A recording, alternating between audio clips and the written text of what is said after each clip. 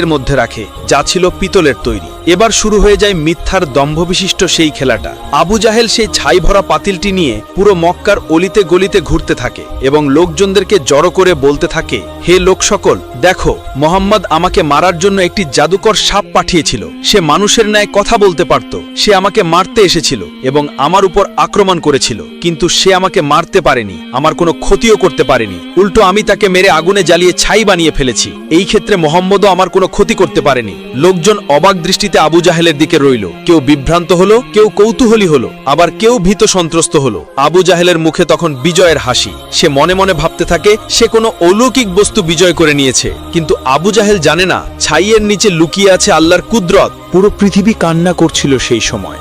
আকাশের ফেরেশতারাও সেই সময় কান্না করছিল, কারণ তারা দেখেছিল হারেসার ঈমানী শক্তি এবং তার ত্যাগ তিতিক্ষা, এবং তারা প্রায়শ্চিত্ত কামনায় নিঃশব্দে বয়ে যাওয়া চোখের অশ্রু। লোক সমাজে ভাষণ দিয়ে আবু জাহেল ক্ষান্ত হল না। সে বাড়ি বাড়ি গিয়ে সবাইকে বলতে লাগলো, হে ব্যক্তিবর্গ, দেখে রাখো, মোহাম্মদ আমাকে মারার জন্য একটি সাপ পাঠিয়েছিল। আমি তাকে মেরে আগুনে জ্বালিয়ে ছাই বানিয়ে ফেলেছি। তোমরা কেউ মোহাম্মদের কথা বিশ্বাস করবে না। ও অবশ্যই জাদুকর এবং পথভ্রষ্ট।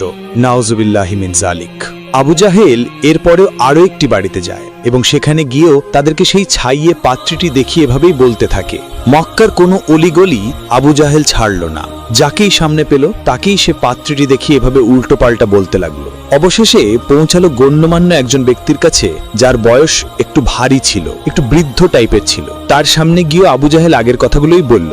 হে ব্যক্তি, শুনে রাখো, মুহাম্মদ আমার কাছে একটি জাদুকরী সাপ পাঠিয়েছিল। সাপটি কথা বলতে পারত এবং আমাকে ক্ষতি করতে চেয়েছিল, কিন্তু আমি তাকে তার সুযোগ দেইনি। আমি তাকে মেরে ফেলেছি এবং আগুনে জ্বালিয়ে ছাই করে ফেলেছি। এই পাত্রীর ভিতর